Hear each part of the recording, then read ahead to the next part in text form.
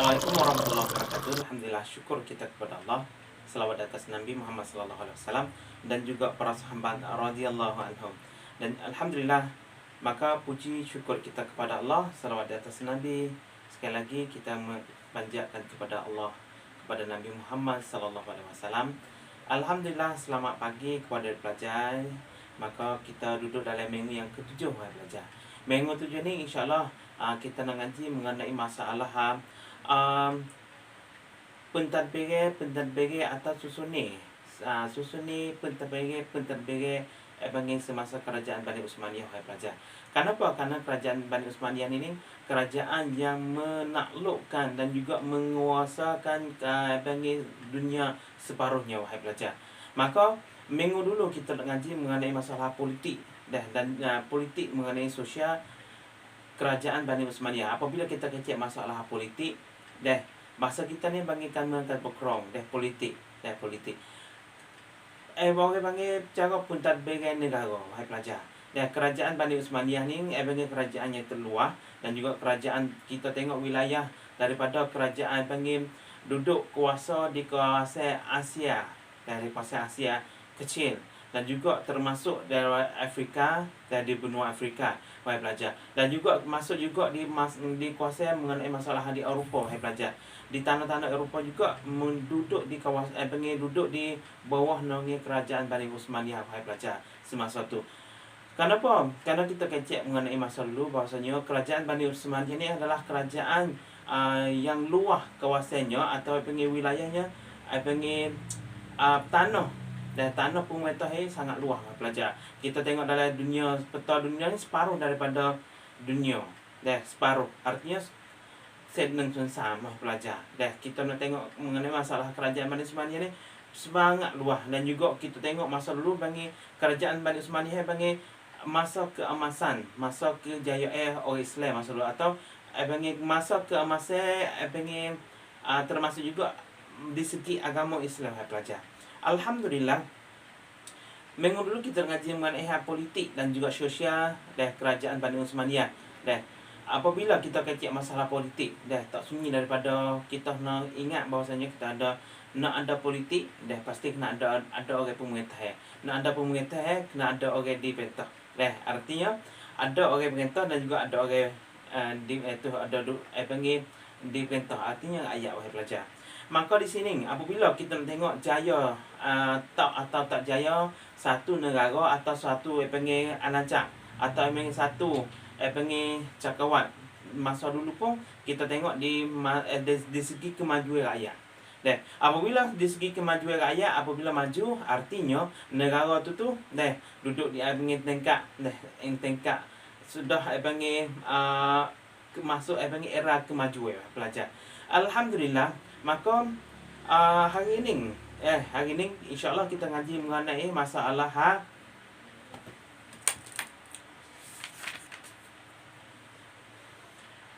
pentadbir jamaah pentadbir.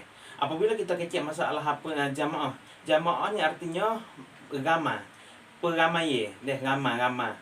Panggil dua atau tiga duduk himpun ramai-ramai, maka panggil jamaah pentadbir. Jamaah pentadbir bahasa kita panggil kanak ratban. Kanak ratban ni apabila negara ada satu negara. Apabila ada negara, ada rakyat pasti kena ada orang menguasai negara, pelajar. Orang menguasai pelajar dan menguasai negara atau orang duk merintah, atau orang duk jaga negara ni tak lain tak bukan sang pentadbir. Baik raja pakai sistem raja, ya dah ada pakai raja. Atau pakai sistem demokrasi, ada percatipetai. Maka dia ada perwakilan rakyat. Perwakilan rakyat. Termasuk dia dinamakan presidensial, ada presiden lain pun, atau pakai Nayib Ratna Menteri sendiri, Perdana Menteri sekalipun. Maka hak tu perwakilan daripada rakyat, hai pelajar. Maka di sini insya-Allah kita ngaji mengenai masalah jamaah pentadbir. Susun ni pentadbir rakyat. susun ni pentadbir negara pada masa kerajaan Bani Uthmaniyah หรือ panggil อาณาจักรในสมัยอาณาจักรออตโตมัน hai pelajar.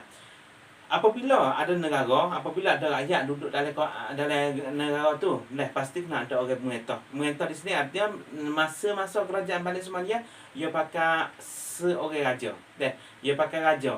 Raja ni apa raja? Raja ni adalah ia pakai sistem. Artinya bahasa kita turun temurun. Turun temurun. Artinya daripada ayah kepada anak kepada cucu, cucu kepada cicit, cicit kepada cocok, cocok kepada seterusnya. Ini artinya ia ambil sanha daripada ayah. Apabila ayah tak ada, mati. Seandainya ayah mati, maka ia ambil anak ia. Seandainya anak ada, maka ia gimik cucu ia. Hai pelajar. Atau anak ada, atau cucu ada, maka ia kita tengok di sebelah sebelah kakak atas ada anak adik atas. Hai pelajar. Maka di sini sistem turun temurun daripada bahasa kita tali darah. Hai pelajar. Maka sistem kerajaan tu seperti itu. Hai pelajar. Maka apabila susun ni pemerintah susun ni pemerintah artinya ada semasa waktu kita tengok bahasa kita bagi salah satu di atas. Dan di atas tu pasti kena ada seorang pemerintah. Kenapa? Karena orang nak merintah kena ada seorang ya. Setiap di mana pun kena ada seorang. Apabila ia ada dua orang untuk nak merintah, maka ia tak lagi. Jadi untuk jadi pecah-pecah atau huru-hara dalam negara tu. Hai pelajar. Maka kita tengok, seandainya negara kita ada Rata Menteri, Nayib Rata Menteri ada dua orang. Hal ni ada Prayut Chan Ocha atau ada satu lagi Thaksin Shinawatra. Maka dua orang ini pasti ada perbalahan atau pastilah ada huru-hara. Sampai itulah sambungan bahasa Sia kata Sia yutam diukan medai.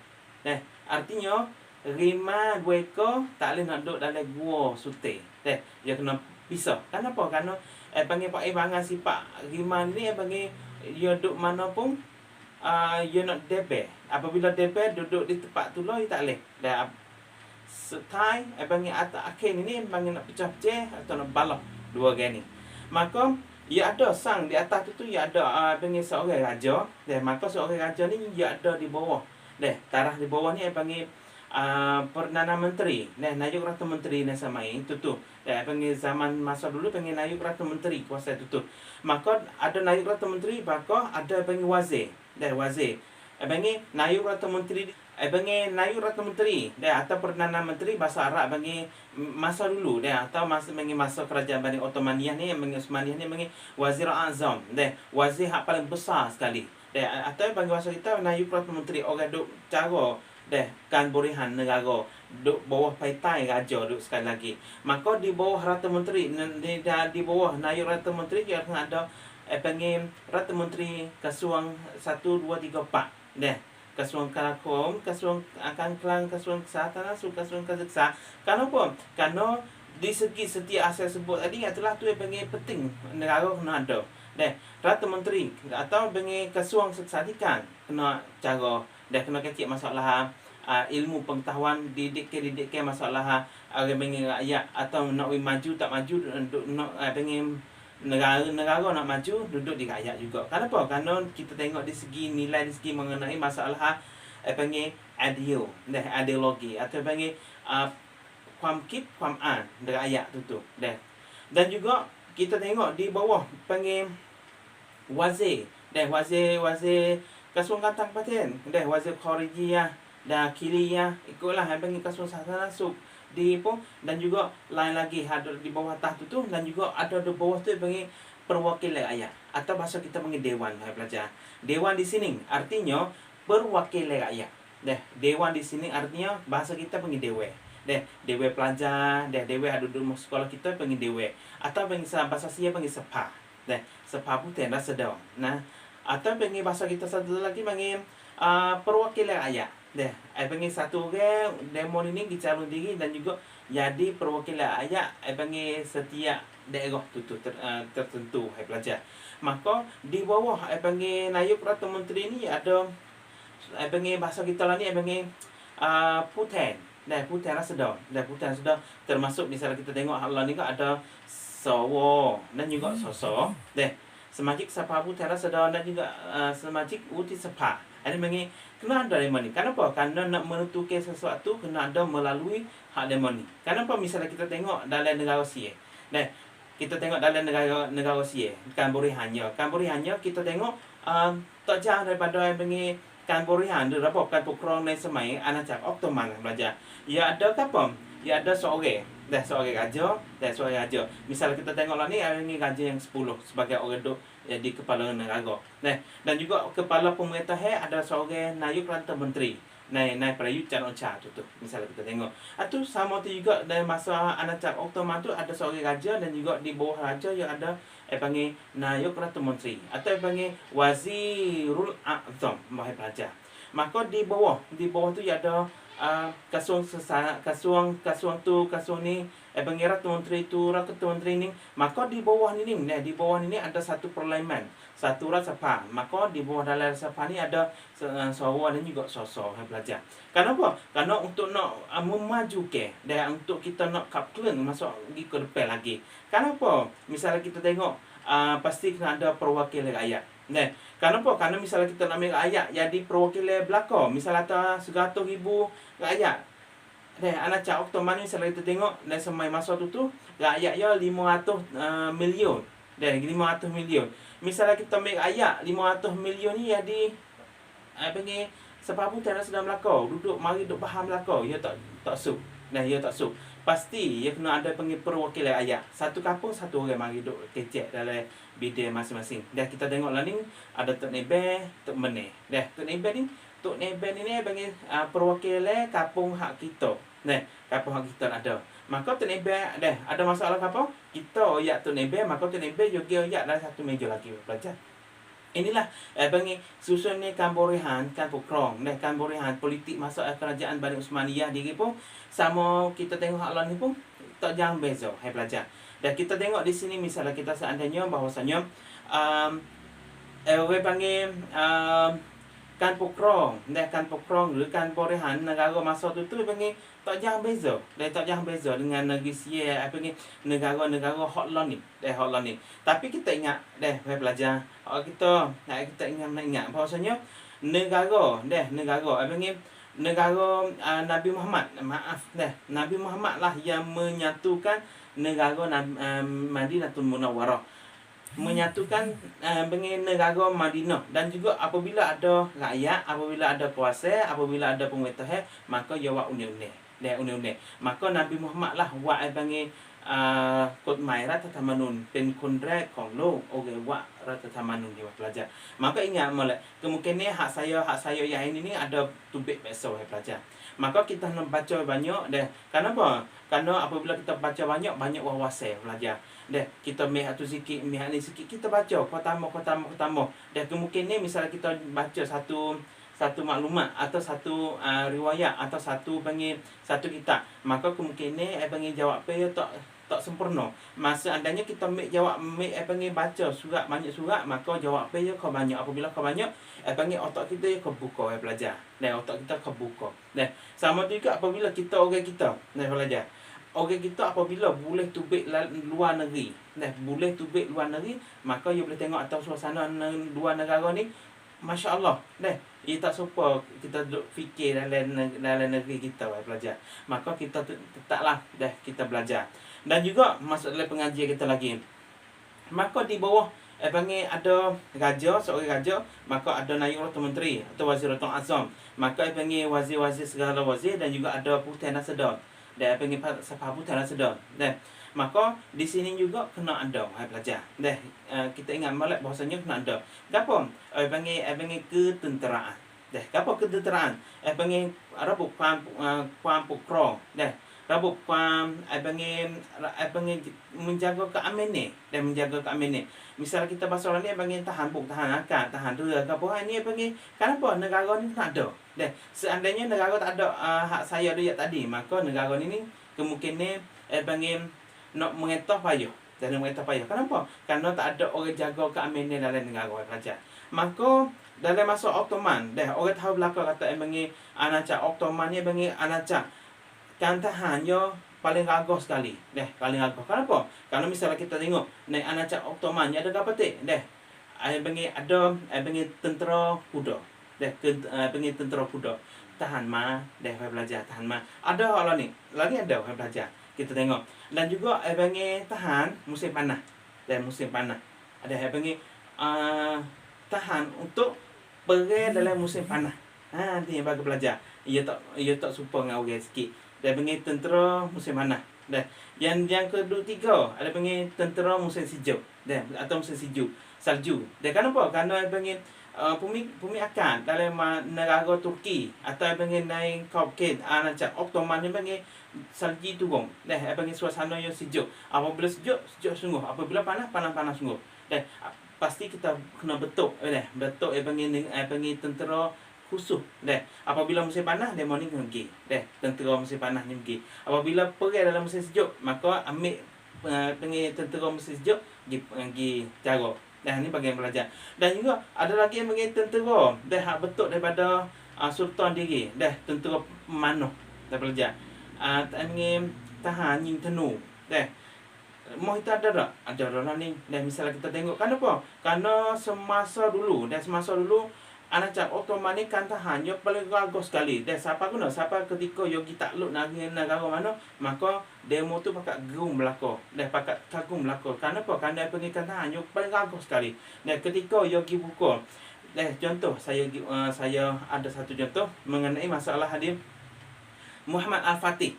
Muhammad Al-Fatih atau panggil Raja Muhammad Ghazi Al-Fatih.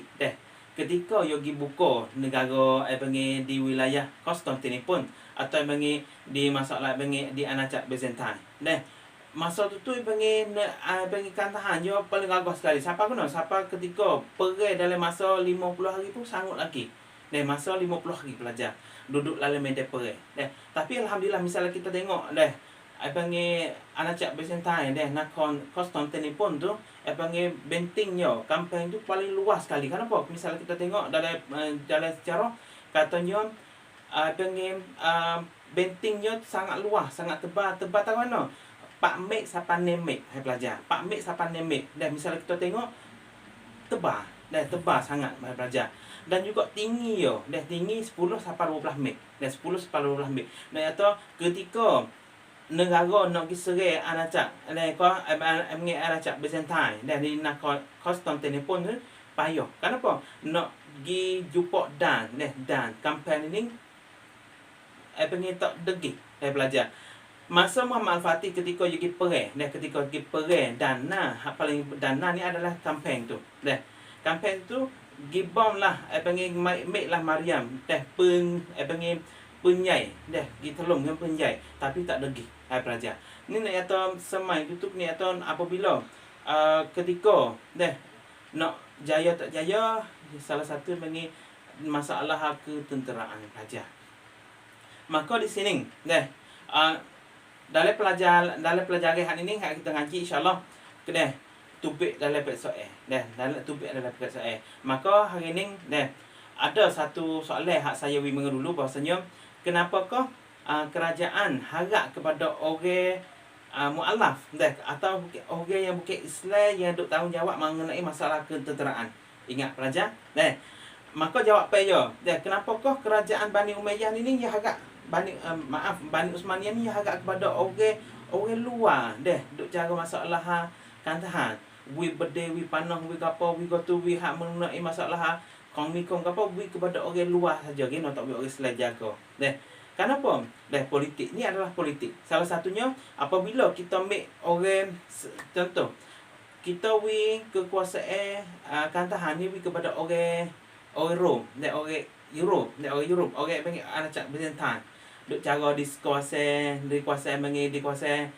wilayah panggil Syaidan dikuasai Anacak Byzantine tu. Maka kita ambil orang yo kita pan wi duk jaga kita, jaga negara kita, maka demo hak duk sebelah ni nak mai perang, maka demo tak perang. Kenapa? Kerana demo tak kata hak orang hak pergi pedai di sini adalah for panggil seudumkan dia atau panggil seagama dia, maka ia tak jadi nak pergi pelajar.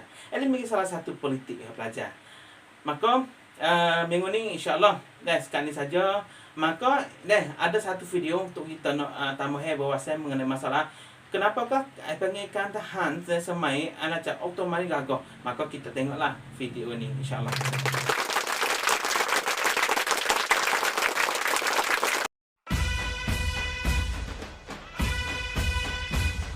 Janissary atau dalam bahasa Turki biasa dipanggil dengan Yeniçeri, artinya prajurit baru atau new troops dalam bahasa Inggris, adalah prajurit yang paling terkenal banget dan ditakuti di Eropa selama berabad-abad guys.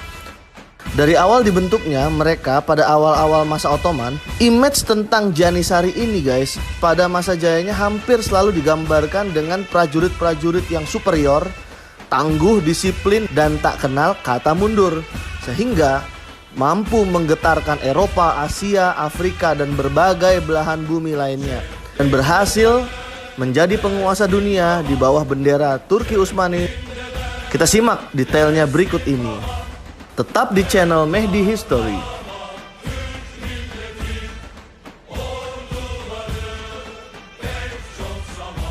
Kedisiplinan Korps Janissaries ini dilaksanakan secara ketat.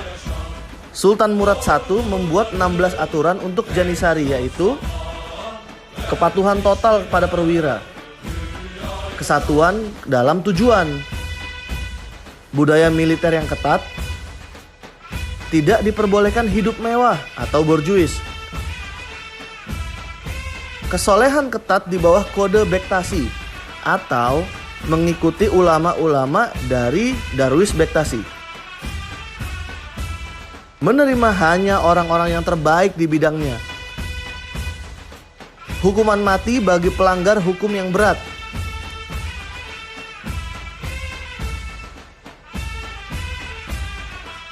hukuman hanya dilakukan oleh perwira dalam satu orta atau dalam satu korps saja.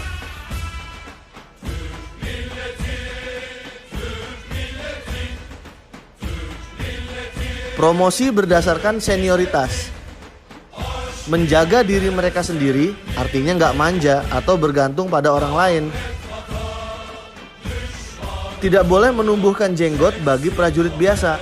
Jadi kalau sudah senior atau sudah mempunyai pangkat tinggi baru boleh berjenggot.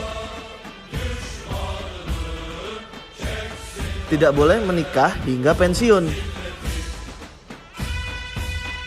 Hanya hidup di barak atau di markas saja, tidak boleh tinggal di pemukiman sipil.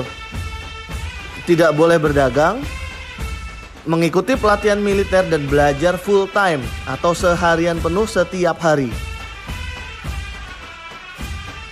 Dan dilarang minum alkohol ataupun berjudi. Bila ada yang melanggar, hukuman atas aturan di atas diberikan bervariasi, mulai dari kurungan hingga hukuman mati. Setelah melakukan hukuman, maka seorang Janissary wajib mencium tangan perwiranya sebagai tanda kepatuhan. Gitu guys.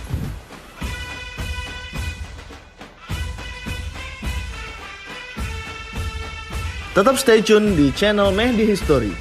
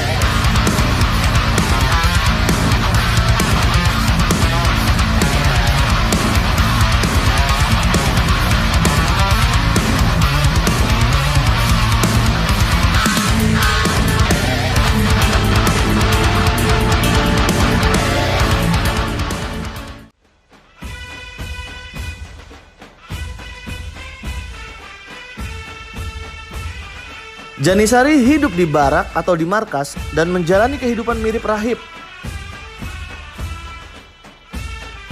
diperbolehkan menikah hanya kalau sudah pensiun saja.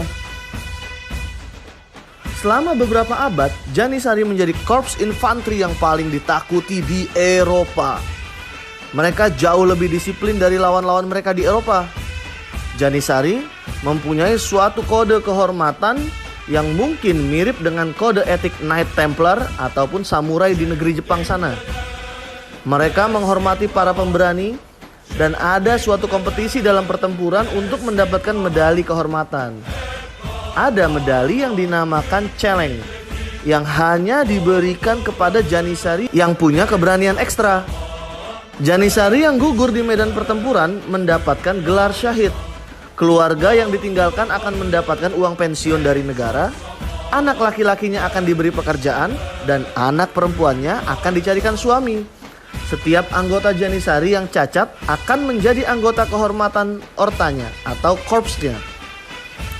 Sepanjang sejarah, Janissary terkenal di antara rakyat miskin terutama karena pola kehidupannya memang yang membumi atau merakyat dan kehidupan semi-sosialis mereka.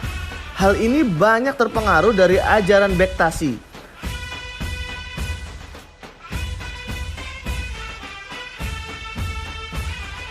Agama Islam menjadi dasar motivasi dan kehormatan bagi Janissary.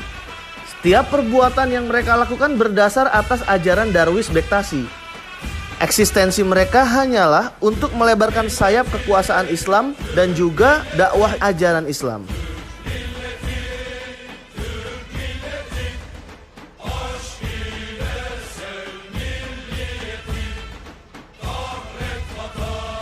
Atribut Korps Janissary terdiri dari bendera atau panji utama atau yang disebut dengan Bayrak Janissary, yang disebut sebagai Imam Azam, dan panji masing-masing korps atau orta. Imam Azam berbahan sutra putih yang diberikan inskripsi yang berarti atau bertuliskan, "Kamilah yang memberi kemenangan dan kemenangan yang gemilang. Allah penolong kami dan dialah sebaik-baik penolong. Oh Muhammad sallallahu alaihi wasallam, engkau telah membawa kabar gembira bagi orang beriman."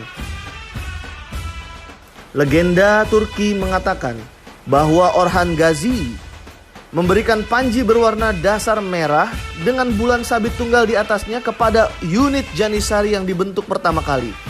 Mirip dengan bendera nasional Turki sekarang. 2 bulan sabit yang lain ditambahkan setelah penaklukan Konstantinopel pada 1453. Motif lain yang ada adalah matahari, bintang, belati, Zulfikar atau pedang Ali bin Abu Thalib.